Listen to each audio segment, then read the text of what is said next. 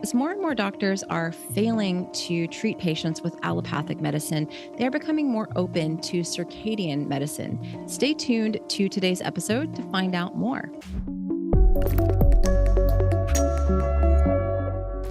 Welcome back to the Sarah Kleiner Wellness YouTube channel. Today I have on Dr. Max Gulhane, and we are going to talk all about how he is implementing circadian medicine with his patients and how he began to see that doctors were becoming just as sick as their patients while working in the hospital setting. I think you're really going to enjoy today's episode, and make sure you head down to the show notes to follow Dr. Max on his social media channels as well as on his YouTube channel.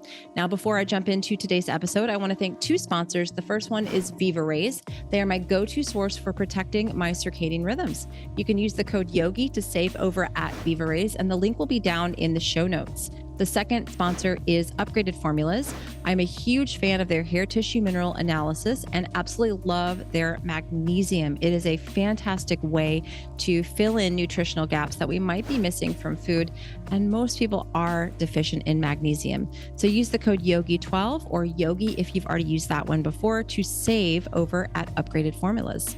Let's go ahead and jump into today's episode. Hello, everyone. Welcome back to the show. Very excited about today's guest, Dr. Max Gulhane. Thank you so much for being here today. Thank you, Sarah, for having me on. Yeah, it's, I was just talking before I turned on the recording. I think you and I connected, I don't know if it was a year ago or if it was maybe even a little bit longer than that, that you were working as an emergency room doctor, and you kind of said, all this light stuff you're talking about, I think it's very impactful, like more impactful than most doctors even understand. And that kind of switched things up for you. So I'd love to talk about your journey as a doctor and what you've learned. Yeah, it's funny because when we observe things in our life and in our work, it generates, I guess, hypotheses in our heads. And having come from a scientific background and obviously studied medicine, I'm thinking constantly about why things they are the way that they are. And you're right, I was working in emergency medicine, and at this point I'd already been down the rabbit hole and was eating a very low carbohydrate carnivore type diet. And I was looking at my colleagues, and for those who have had the displeasure of attending the emergency room as a patient, and maybe a few of you in the audience who have attended it as part of clinical work as a nurse or a doctor, it's a profoundly unfriendly environment if you're thinking about what we need as humans to thrive, and everything that you and I are talking about from a circadian and quantum point of view. So if you can imagine, it's windowless. The emergency rooms are windowless, or they can have some windows, but they're obviously not massive skylights. And there's no airflow other than air conditioning, so they're very temperature controlled. The light is constantly blue lit fluorescent light the whole time. So this environment is what most people are working in. And then in addition to that, there's a lot of noise pollution because the cardiac monitoring is constant. And you will, because every patient, especially in the resuscitation cubicles, are hooked up to cardiac monitoring. So if people are going into like a tachyarrhythmia, into a fast heartbeat, you're going to know about it. And depending on the settings of the monitor, you'll just hear beep, beep, beep, beep, beep. So it's a full frontal assault in many ways on all the senses. And just working in that environment, and I love working in it. And despite everything that I'm telling you, it's incredibly interesting work. And the people that you work with invariably don't look healthy. And it seems like the longer they kind of work in this environment, the less healthy they look. And what I mean by that is generally people being overweight, and people just looking haggard, premature graying in clinicians my age or not even hit their 30s or their 40s, seeing the grays coming through, and even hair thinning and things in women, and basically you're almost diagnosing mild hypothyroidism in a colleague just by kind of Looking by at their them. appearance. Yeah. Yeah.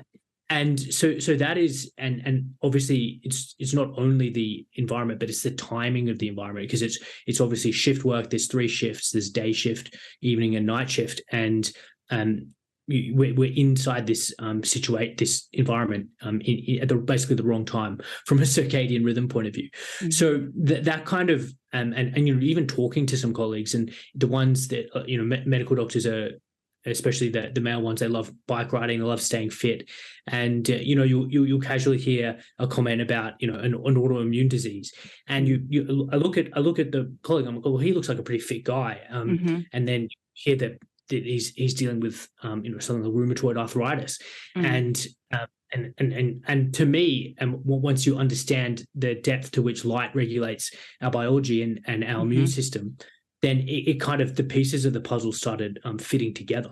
So when I reached out to you, I was realizing, hang on, the food is a massive part of this problem. But even if I ate the most clean, grass-fed Scotch fillets and raw oysters every day, if I was doing night shift in the emergency department with my skin exposed and without a pair of blue light blocking glasses on, and I'd definitely still be burning the candle at both ends.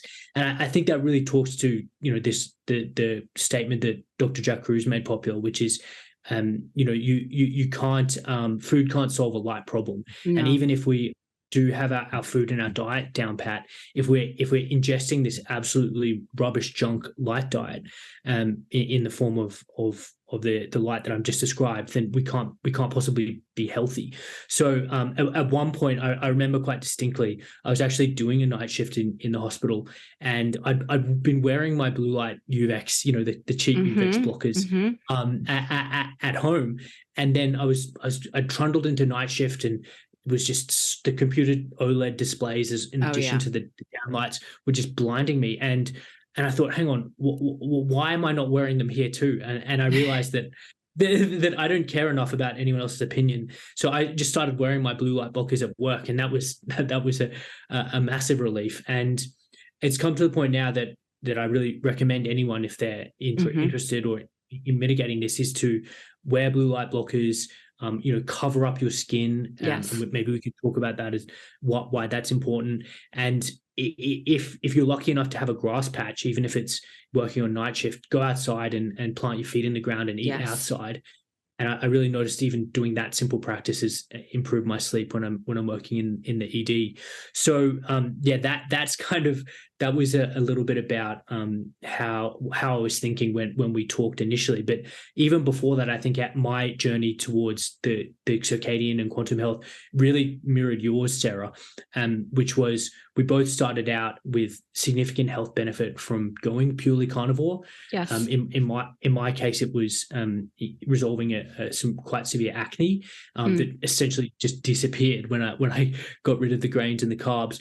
But what I was doing is, I think, and we talked about this on my podcast, is I think I was trying to maintain a zero carb approach in a seasonally inappropriate time. Yes. It seemed to me like the benefit of maintaining that zero carb faded, and the initial kind of burst of energy and the health benefit that I got seemed to kind of to disappear. And that's when I went looking for the next thing and arrived at these practices. So that's a little bit of a background of how I've got into where I am at the moment. Yeah, there's so much to unpack there, but that whole thing, I think that a lot of people that listen to the show that are a part of my community are in that same boat, where we did a zero carb and we did a carnivore ketogenic approach, and wow, amazing things happened. But there was a point, and for me, it was about a year in, that it started being negative returns. And it's like, wait a second, I just need to do this harder and do it more. And so for a year, I struggled of just like, all right, I need to fast more. I need to fast less. I need to do high fat. I need to do high protein. I need to cut out dairy. I tried everything that all the carnivores say to do. I did it all, and I still was struggling. And that's when I stumbled upon Jack Kruse, and an interview was presented to me. Hey, do you want to interview Dr. Kruse? Sure, of course I do, you know, and it changed everything for me, the way I look at everything. And so I see that a lot with people of like, wow, this is amazing. But then they just kind of keep trying to carry it on and change it and switch it. And it's like, yeah, because you're missing like a foundational piece. And it's like if you're gonna work night shift and you're going to put your body through all of these things, I think you need to do more of a ketogenic approach because it's, maybe we could talk about that of the impact on your mitochondria of doing that kind of approach. But, you know, at some point I think it's going to catch up to you, would you say? Oh, 100%. And I think I'm going to have to do a bit of an explainer video myself about this topic. But if you are going to survive in night shift, you essentially need to be, I would say, zero carb. I agree. And the reason for that is because obviously there's diurnal changes in our insulin sensitivity. And so the moment the sun goes down, we're going to become relatively more physiologically insulin resistant. And so if we're trying to stay up all night, what I found out is the most sustainable way of doing it is I would not eat. So not That's eat what I was going to say. That's what I tell people to Yeah. do if they have to work night shift. I'm like, eat before, but fast all the way through your shift. So is that what you Yes. use? Yeah. Yeah. And that's hard for a lot of people that aren't fat adapted, Exactly. So I would just take a liter bottle of spring water and work through on my break. I would just drink spring water, have a nap in my half an hour break, go outside. And then when I got home, I would immediately go to sleep. So I wouldn't be trying to go to sleep on a full stomach. And then when I wake up, maybe 4 p.m., 5 p.m., I would go immediately outside, plant my feet in the ground, get that sunlight in, and then eat, one big meal. So those are the kind of the mitigation measures you have to put in place if you want to survive doing night shift and living in that profoundly circadian disturbed environment. And I think anything less than that, you're going to start looking like the unhealthy colleagues. You're going to start putting on visceral fat. And there's a fascinating paper, and I'll mention it quickly. It was a rat study that I recognized, that I read recently. And what they did is they put two groups of rats, and one of them they kept the diet the same, and they put one of them on essentially a shift work mimicking light environment. So for 6 months, a profoundly circadianly disturbed environment, and then they looked at the architecture of their adipose tissue, and what they found was that. And just remember, these rats are eating the same diet. What they found is that the ones that were working shift work had fibrosis, they had adipocyte hypertrophy, they had inflammatory markers were raised, and the rats were insulin resistant. So it pointed to this fascinating point, which is the circadian disruption is lowering your fat threshold. So if we think about the point at which people become metabolically unwell, that is when you start storing energy in tissues other than your subcutaneous white adipose fat depots. So it spills out into your abdominal cavity in terms of visceral fat. It spills out into the liver, into the muscles, all these into the pancreas. So that is when someone's exceeding their fat threshold. But this study essentially proved that circadian disruption on its own was sufficient to kind of lower one's fat threshold and make them metabolically sick. So that, I guess, is one explanation or a way of thinking about why people get metabolic disease when they're doing shift work. But yeah, all that to say, it is possible to kind of mitigate that processed food, the processed light shift work environment. But you have to be very intentional and very motivated. It's not easy. Yeah, I have a course called Circadian Health for the Busy Person. And I talk about this because I was, when I started talking about circadian health and how shift work has actually been shown in some studies to be carcinogen, like that's pretty significant. And so I would get a lot of nurses and doctors reaching out to me of like, what do I do? So I kind of created a course about it, but essentially you just summed up a lot of it is like, you got to wear the blue blockers. You can't eat. Fasting and more keto, those sorts of things are extremely important. And that's tough. Like a lot of people, when I, have gone to the hospital, my daughter, unfortunately, has been hospitalized a few times over the last year. We had a week in August that we were in the hospital, and it was just horrifically eye-opening. Like you said, the people that are working in the hospital are working so hard, and they are wonderful people, and they care so much about the patients. I met so many lovely people, but I'm just kind of, from my standpoint, I'm a health coach, like looking at them like, wow, very unhealthy, young, It's sad. It Yeah. is sad because Yeah.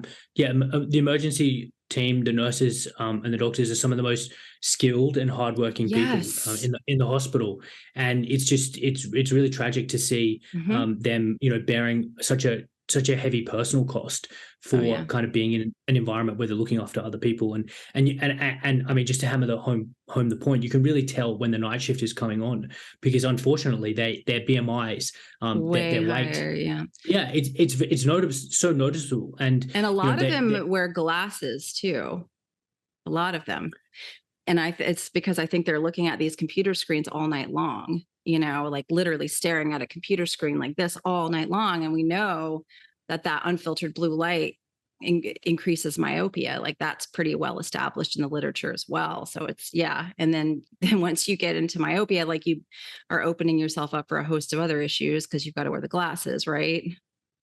Yeah, yeah, 100%. They're not making enough dopamine because they're not probably Hmm. seeing that morning sunlight, so Yeah. that's affecting the shape of their globe, and yeah, they're going to be developing myopia. And yeah, it is sad, and I really hope that we can get this message out to people like emergency room doctors, because even something as simple as wearing some blue light Hmm. blockers would be helpful. I mean, for many years I've been the only one kind of wearing them, and a couple people would ask me about it, and I'd happily show them and give them my glasses to put on. But it's essentially like a warm hug for your brain when you Hmm. wear when you wear blue blockers. So yeah, I definitely recommend it. I'll also make the point about your Jack Cruz interview, and I actually think that was this jumping off point for me Mm. to go down Dr. Jack's work. I remember that I listened to it a good couple times, that interview with Dr. Cruz, and the idea of trying to maintain, I guess, the same diet all throughout the whole season. Yes. It's a fractal. If we've just mentioned that there's a circadian or diurnal variation in insulin sensitivity, then if we basically just take that up another level, like a fractal, we can imagine that there's a seasonal variation in insulin Yes. sensitivity. So, I mean, Yes. that's the simple reason why we shouldn't try and eat the same diet Mm-mm. the whole year round Right. once we're metabolically well, if we're living at a latitude other than the equator. And I think, both sides of this argument, the people that are arguing for all keto carnivore the whole year round, and those arguing for all fruit consumption the whole year round, Hmm. both sides are missing the point, Yes. which Yes. is what I just mentioned. Well, yeah, I mean, there's extensive literature to show that your microbiome is different in the summer than it is in the winter, that your thyroid hormone, your sex hormones, they all are different between summer and winter. Insulin sensitivity, all of that changes. And the dominant hormone in the summer is vitamin D. And during the winter, it should be melatonin that actually helps protect those vitamin D stores. But people, they get so caught up in these like diet wars that they are unable to just kind of understand how nature works. And that's all that this is. It's not like, and to me, I don't know about you, there's a great deal of freedom in understanding, like, okay, if I'm in Costa Rica, uh, and I'm insulin sensitive, leptin sensitive, I could enjoy some of that amazing tropical fruit that's down there, not go wild, and put myself into have too much of it. But like you can enjoy these things, like that's what they're meant to do. But if I'm here where I live in the middle of winter, it's cold, rainy, and, UV index is low. It doesn't make sense for me to slam a banana, pineapple, and, a bunch of spinach into the Coconut water. blender and coconut. Oh gosh, that's been, I don't know if you've been watching my page lately. I've been kind of Yeah. ragging on coconut water. Yeah. Oh my Lord, Sarah's people get punching bag. Oh, they get so angry about the coconut water. Why can't I have coconut? I'm like, you can have whatever you want. I don't really care. Have coconut water in December if you want it. But let's just talk about how that doesn't really make sense. Are there coconuts growing outside your door? And like, do you understand deuterium? Like, because the coconut water is what, 155 parts per million. you don't have the ability to deplete deuterium in the winter. There's not the strong UV available that can actually assist your body in that process. So you don't, it's such a layered conversation that people, they get very triggered over the coconut water. Yeah, I really like the carnivore to circadian kind of pathway. I really think it's an elegant and it makes sense in terms of a healing journey, because if we're thinking about the average person in your country, in the US, and in my country, Australia, and we think about the prevalence of metabolic disease, and there's the one study that basically showed that 88% of the US have at least one marker of metabolic disease. It's a really elegant way to start on carnivore. Use that to get your fasting insulin, below 5, below 4. Get your HbA1c back into a normal range, under 5.7, under 5.6. Get rid of your visceral fat with your carnivore, and particularly, and then you're kind of ready to understand or take the next step in many ways with a circadian practice. And I'm not saying everyone has to do that, but I commonly see that's the kind of direction and stepwise progression that people make. Yeah, a lot of people just have this mental block about limiting the carbs, and I don't necessarily force everyone to do carnivore or even keto if they're trying to lose the weight and become more metabolically healthy. I just say we need to take them down, and I have, specific thresholds depending on the amount of weight people want to lose and things like that. I kind of have a system in place. But there is a huge, I think people just get so angry when you say something like eating too many carbohydrates is going to cause you to be insulin resistant and leptin resistant. And it's like one of those things, talking about drinking coconut water in the winter, that people just get all up in arms about. So how do you run into that a lot? And if so, how do you kind of explain that to people? Yeah, it's I think it's a reflection of the fact that the vast majority of people are either admitted or unadmitted carbohydrate addicts, and I say that in the most loving and kind of respectful way, but I think it's the reality, and we as humans are hardwired to crave sweet things, and Yes. if we're simulating a Franken summer with our artificial light environment, again, we're of course going to be craving sweet foods, because the physiological role of that of summer is to and especially going into winter, is to stock up on our energy sources, and especially easily accessible ones like fructose. So the way I explain it is, and this is, I think, a pillar of lifestyle change, is that I say, I'm not here to tell you what to do. I'm here to give you options, and you can do this as fast or as slowly as you want. And if you want to go full guns blazing, and you can do a strict zero carb, and you can go sprinting, you can build your solar cows with a amount of ultraviolet light, and you can do some fasting. And some people like to do that, and other people are like, well, no, I'm not ready for that for whatever reason. And then you can just say, okay, we'll try and keep under X amount of carbohydrates. And I think that's the nuance of of this whole game that you're in terms of lifestyle coaching, is really having the skill and nuance to be able to offer people exactly what they need and what they're willing to change based on their unique situation.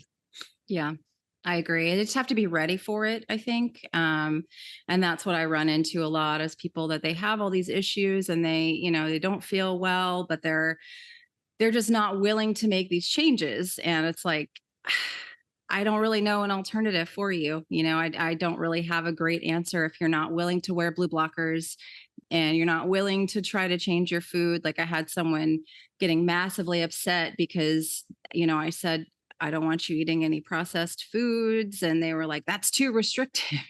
I'm like, yeah, okay. Yeah, people have to hit rock bottom, and I think about it like a balance beam. The discomfort and the symptoms, or the whatever that they are, the being overweight, self-consciousness, your autoimmune systems, your joint pain, whatever that number, that fasting glucose is, whatever that is causing someone to be feeling bad about themselves or uncomfort, that feeling has to exceed. Yes. It has to be greater than the threshold of energy that has to be mobilized to make a lifestyle change. And until that balance beam is kind of exceeds, no one's going to do anything. That person isn't going to make any changes. And for every individual, that equation is different. And some people only need the slightest amount of discomfort to, to turn off the breaker to their bedroom and, buy a Magnetico sleep pad and, throw their iPad off the local cliff.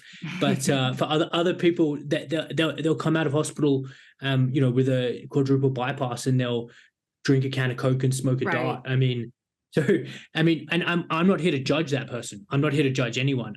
It's just like, do you want to live that way? That's the question. And that's that's all we can do is provide the information and say, hey, this is something that could vastly improve your quality of life. But if you don't want to do it, like, we're not here to force anyone or even talk down to anybody who doesn't want to do these things. It's just like, here's an option for you, right? Yeah. I hope you're enjoying today's episode with Dr. Max Gulhane.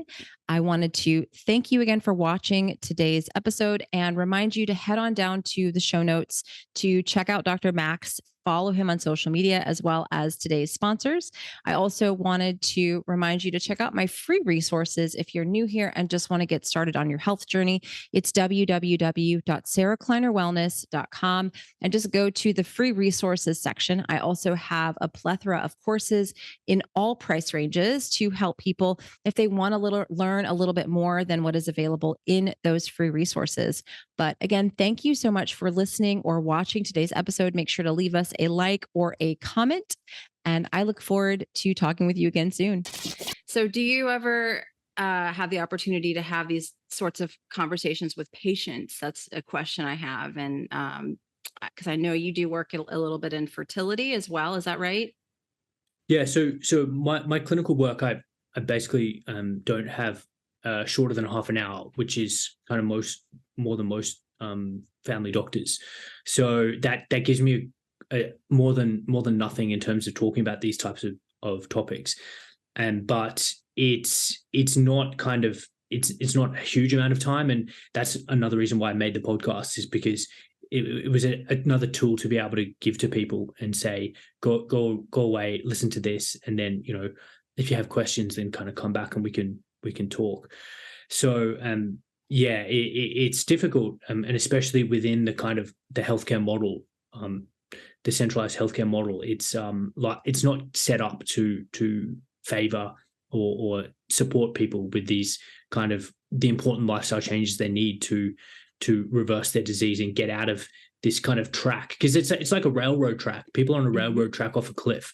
That's the direction of the railroad track, and the railroad track is littered with train stops that involve medications and oral medications, and then injectable medications, and then procedures, and that's the track that they're on, and the ability to kind of change tracks is time consuming, and especially for us as clinicians. So that's why I respect what you're doing with, and I've just started kind of doing a circadian health course, because I think a type of like group coaching is a good way to scale this ability to help people and support them in their lifestyle change. So I'm really excited about that, and that's this whole idea of decentralized health.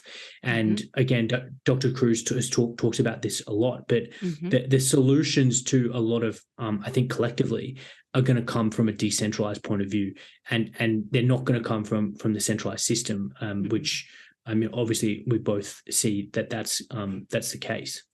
Yeah. I mean, it's unfortunate. And it's Dr. Sarah Pugh. She's actually been staying with me for the last couple of weeks. And she's just shocked at the American healthcare system. I mean, it's like just the amount of like, and I don't know if Australia is similar, but just instead of kind of digging deeper for root cause, it's just like, let's give a medication that may not even be necessary, like for a virus, let's do steroids, like let's just overdo, let's push it and not spend any time with the patient, and let's just throw medications on it. And then the functional medicine model, I don't think is any better. I know she just did a new interview with Cruz. It probably will be out by the time this comes out, but she just did one that was like 2.5 hours long, I think the day before yesterday.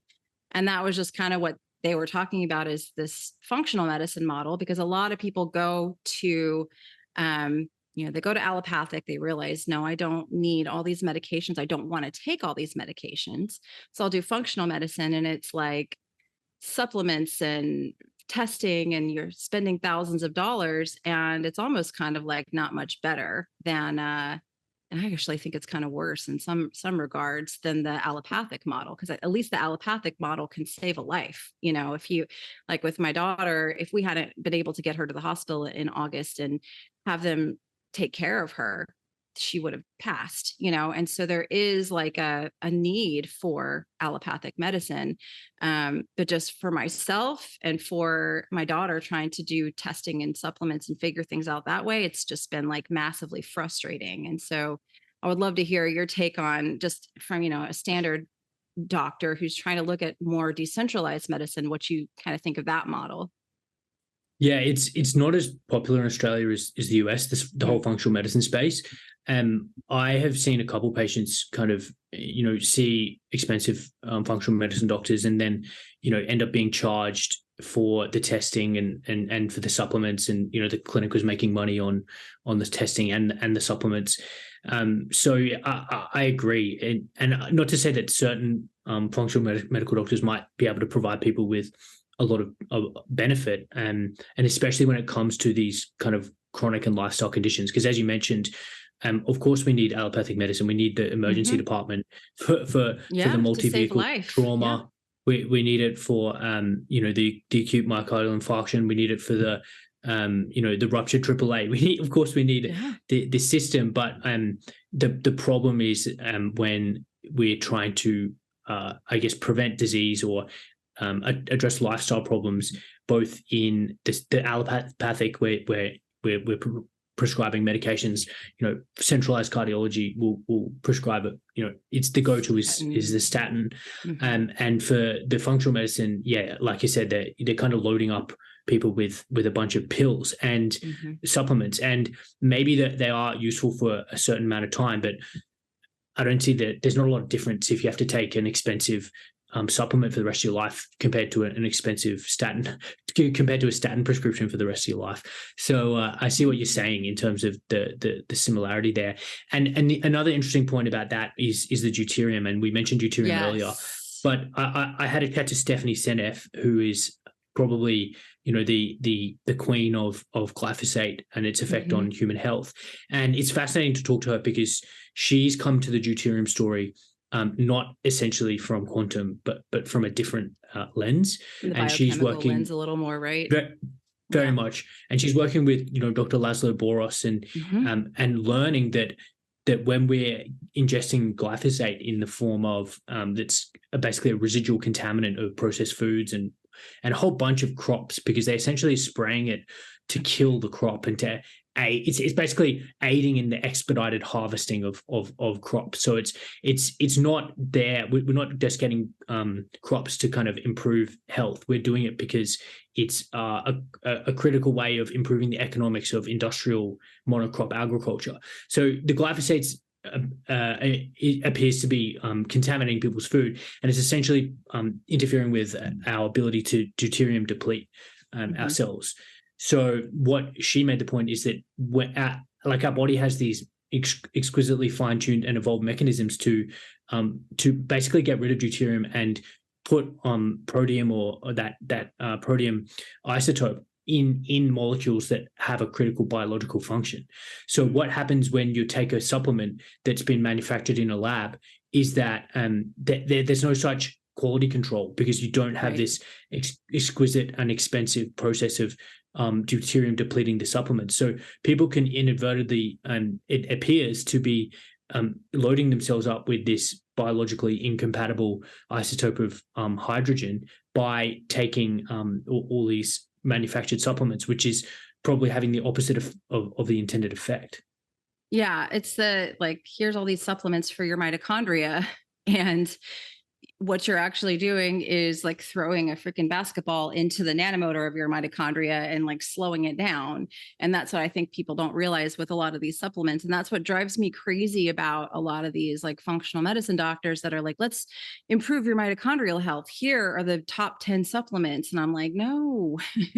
Yeah. Why aren't you talking about deuterium? Why aren't you talking about light and the impact of light on the mitochondria? That's very well documented in the literature, you know. Even grounding and mitochondria is documented in the literature as well. There's so many of these, and cold, you know, there's so many of these things that are natural and free that don't involve swallowing pills that people can do to improve their mitochondrial health. And I think that's what the most frustrating thing is when you kind of know these things and you're watching all this, you know, kind of take place. It's very irritating. Yeah, and I think the crux of the decentralized movement is promoting these highly effective lifestyle interventions that are essentially free, Right. because all the other approaches that we're talking about and we're casting discrediting is that because someone's making money. No one's making money when you stand barefoot on the grass and see the Right. sunrise. No one's making money when you hop in the local river. There's a river near me in Albury and do some cold plunging. Like no one's making money barefoot sprinting on the beach.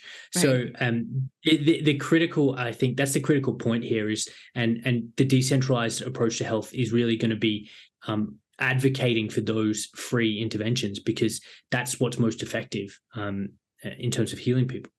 Absolutely. Yeah. And what are some interesting success stories you've seen with clients? Because I know you have been working with people as well. Like you've got the whole emergency room doctor, but you also see clients as well. Is that correct? Yeah. And I'm at the moment I'm on a bit of leave from clinical work, but some of the most interesting I'll share one that I had a patient who had Parkinson's disease. And for the listeners, basically Parkinson's disease is the loss of these special neurons in a part of your brain that are involved in making dopamine. And in this situation, it's needed for the initiation of movement. So if you see someone walking on the street with a very stooped shuffling gait, they with no arm swing and kind of a blank expression on their face, then you can basically diagnose that's a kind of spot diagnosis of Parkinson's disease. And it's one of these neurodegenerative diseases that we're seeing that's rising in incidence, and that essentially has a mitochondrial etiology. And when we understand how critical mitochondria are to the functioning of or the etiology of all these diseases, when we collectively, when the mitochondria start failing in the cell, and that happens in a specific organ, then you get like a manifestation like something like Parkinson's disease. So what a fascinating thing that worked for him is that he had quite prominent voice symptoms. So essentially he would lose his voice throughout the day. And what he was doing, and he was eating a quite low carb diet, but what was making the difference for him was getting out in that morning sun and grounded. And just that practice was really improving his voice symptoms. And it makes sense when we understand what these are doing for our mitochondrial function. And you could see how that early morning infrared light was probably charging up his body electric, and it was improving his mitochondrial function. So I think anecdotes like these are really elegant and N equals one kind of proof of concept of the benefits of what we're kind of advocating from a circadian and quantum health point of view. And it makes so much sense when and it's very satisfying when you understand or you can see the theory, and then it bears out in terms of someone's benefit when the patient is actually implementing them in real life. So yeah, that was a particularly interesting case that I had recently. Yeah, that's really fascinating. And I've seen people with like these really complicated conditions that you think like, oh, they're going to need all this intensive extra stuff and they just do the morning routine and it's like pain is gone. Like I've had people with like pretty advanced cancers start to do this stuff and all of a sudden they're having relief from pain. And I mean, it's pretty remarkable how that works. Yeah. So that's really interesting to hear. And the beauty is that none of these are in opposition to their standard medical treatments. Right. And I'm never gonna advocate for dispensing with their prescribed treatments for these lifestyle measures. But they're so complementary and they're so they can be done at the same time. So it's fantastic because kind of we're really helping someone in a way that they're finding material benefit from. Absolutely. Yeah. I think that's what's so great about all this stuff. It's like if you have a disease and you want to take medication for it and work with your doctor, you can do all of this stuff and it's not going to contraindicate anything at all. If anything, it's just going to support what you're doing. And maybe even I've had so many people that get off medications, and I never say, do my program and you're going to get off your medications and just figure it out yourself. I always encourage people to continue working with their doctor and continue monitoring labs and things like that, because the amount of women that have come down on their thyroid medications or come off thyroid medications from just doing these really simple things is pretty astounding, because they don't understand how this morning sunlight plays into thyroid hormone and the production in the body. And they start doing it, they remove the inflammatory foods that could be contributing to thyroid issues. And then all of a sudden they're like, I'm feeling anxious, I'm having this. I'm like, they're having hyperthyroid symptoms. I'm like, go get your blood work done. I bet you money right now that you're going to need to come down off your thyroid medication. It's happened so many times. And every time I'm like, oh, there's another one. And it's like, they just don't even believe that this stuff can work because it's so simple. But I mean, it's super powerful. Would you say? Yeah, amazing. Yeah, completely.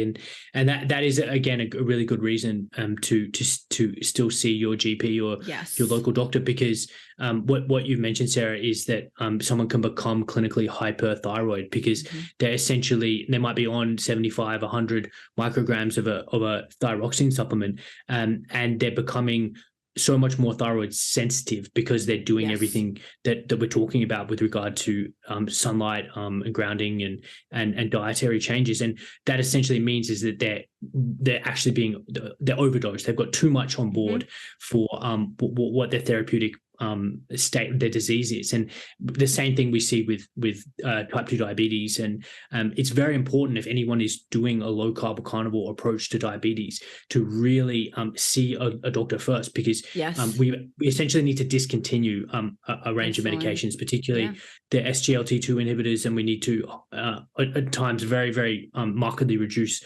exogenous insulin, supplemental insulin, before anyone tries this. So again, it's another call to don't necessarily dispense with your regular doctor, because you're still going to need them, but stay in touch with them and tell them about the benefit you're getting, because there's a bi-directional information transfer there. And the more kind of doctors and GPs that hear success stories like the ones that you've just told, Sarah, the more that collectively we're going to be able to deliver better care for patients and people.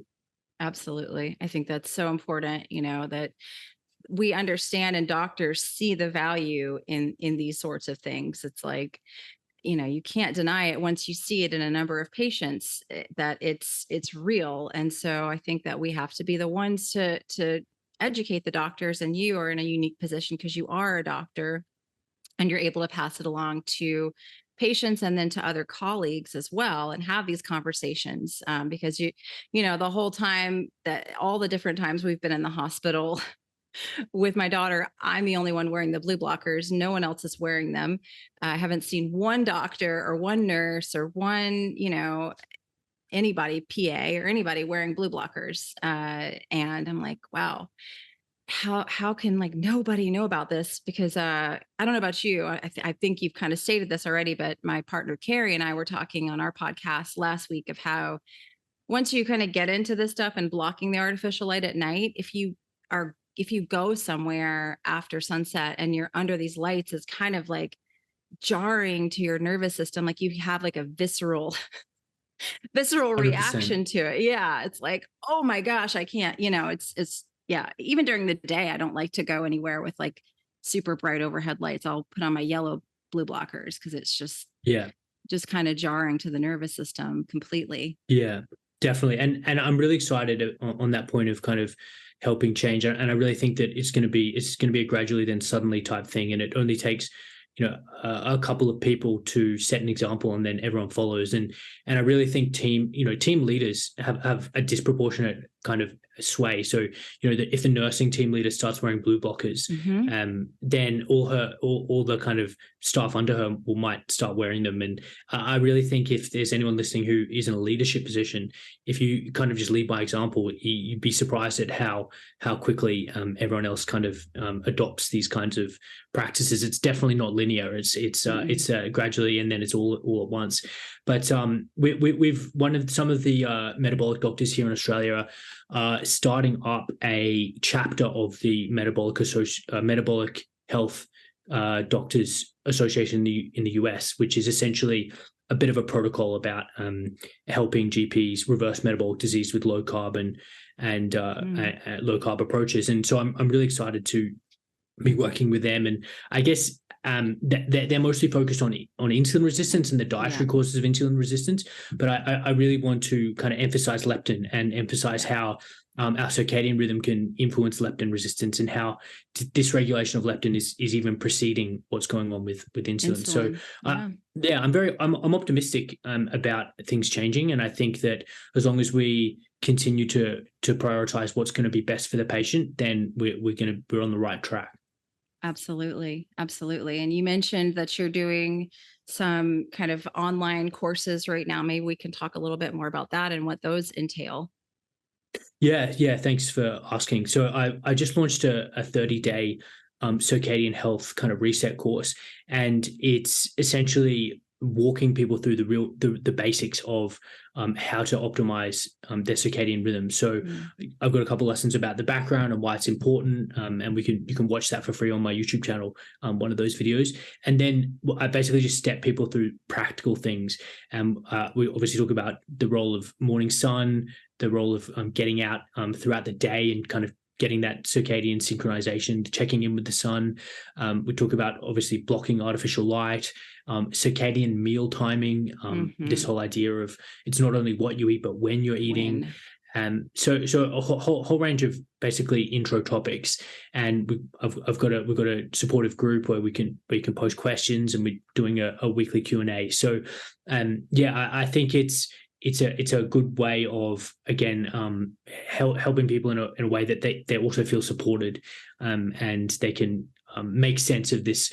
There's a lot of information out there. Make sense of the information in a digestible way. So if people are interested in that, then go to my website, or there's links all throughout my social media to where they can sign up. I'm basically starting at the beginning of every month. So the next one will be at December 2nd. Great. I'll make sure I put that into the show notes as well, in case anybody wants to join one of those, because sometimes it can help to be in a group setting when you are starting these things and implementing these things, because a lot, people in your daily life are not doing it. My family still doesn't wear blue blockers. It's been really fun to have Dr. Sarah stay here, because my husband has been thinking I'm crazy, but now I have somebody else, doing all the same things, and he is like listening to her.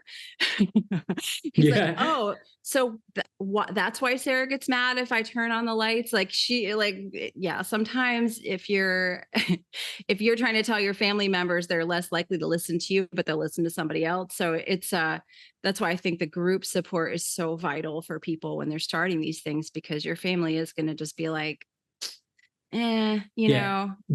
The saying is that no man is a prophet in his own land, or no woman is a prophet in her own land. It means that often people need an external voice to say the exact same thing before they listen. But I think that the scale of the kind of problem that we're facing, and the kind of the job that we have in terms of educating people on circadian health and what they can do is so massive that I think the more people that have an offering that someone can relate to, the better. And yes. obviously you've got circadian health courses, Carrie, Sarah, everyone's got something, and I think the more the better. And it's just an option. People just have options, and if they don't like one, they can try another, and maybe they gel with someone rather than someone else. So I think that's going to be the crux, or one of the kind of hallmarks of this decentralized medicine movement is real patient empowerment in their options, and it's the opposite of kind of like going into one doctor and getting one opinion and then not being able to challenge that, or not feeling safe or comfortable getting second opinions in this decentralized world that we're moving towards. It's competitive, but it's also beneficial, because whatever is going to be most suited to you as the patient and the client is going to be you're going to be empowered.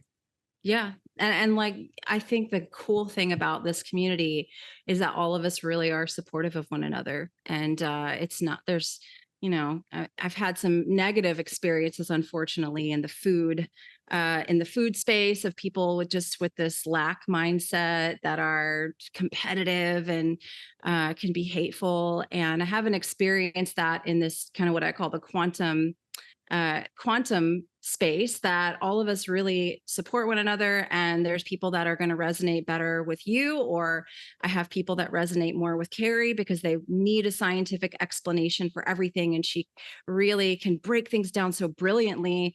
And then there's people that are like, my eyes are glazing over listening to that. I need Sarah to kind of make this more digestible. And so there's just so many different voices, but all of us really do support one another. And, I send people to your YouTube channel constantly to listen to the Dr. Cruz series, because I feel like that series of videos that you did with Cruz are probably the best videos that I've heard of him with anyone over the years, of all the Cruz videos I've listened to. So you have a very amazing gift at like extracting that information, because it can be, when Cruz decides he's going to talk about something, like you just have to let him, he's going to talk about it, and he has something important to say. But you did a really beautiful job of just kind of guiding this conversation that I think has helped so many people. So all of us, we want to help and get people thinking differently about their health, would you say? Definitely. And thanks for the kind words. It's going to take all kinds. And the goal here is to help people live their most optimal life, and we're up against it with the modern environment. But we're all kind of trying to do our best in the best way that we each individually can. Yeah. Absolutely. Well, I'm going to put all of your links and your program, everything, in the show notes. I'll make sure to get that from you. If people are just listening, maybe driving, what's a great way to just find you and find some of your information? Yeah, so you can go to my website, drmaxgulhane.com, or you can find me on Instagram, Dr_Max_Gulhane, Gulhane. So that's kind of, there's a link to my link tree, and you can see my YouTube, my Instagram, and all kinds of things. So I'm going to continue to release podcasts. I'm going to continue to do the circadian health course, and then next year we've got some exciting things coming up with in-person events. So in Australia, I'm basically, along with Simon Lewis of How to Carnivore, we started a in-person event that basically blends these three pillars of what I believe people need to thrive in this world. And that's circadian and quantum health, low carb, carnivore, and kind of seasonal eating, and regenerative farming. And the regenerative farming is important because we need a way to sustainably and regeneratively supply the most highest quality food to people. So we're going to be hosting those events around Australia next year, and that's going to be a great way to kind of make contact with people. And Jalal Khan, who you've had on the podcast, oh yeah, I love Jalal. Yes, yeah, he's one of our speakers, and Dr. Anthony Chafee as well. So we're going to be kind of carrying this message in the form of talks, in the form of in-person meetups. So that's kind of a bit of a preview about what I'm up to.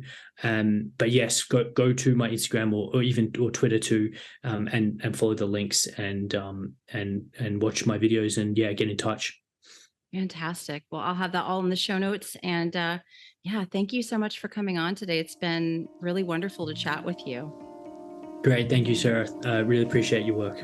I hope you enjoyed today's episode with Dr. Max Gulhane. If you did, make sure you head on over to Apple or Spotify, leave the show up to a 5-star review, and it will really, really help to get the show out to more people. Also share it in a Facebook group, Instagram, anywhere you can. Would greatly, greatly appreciate it.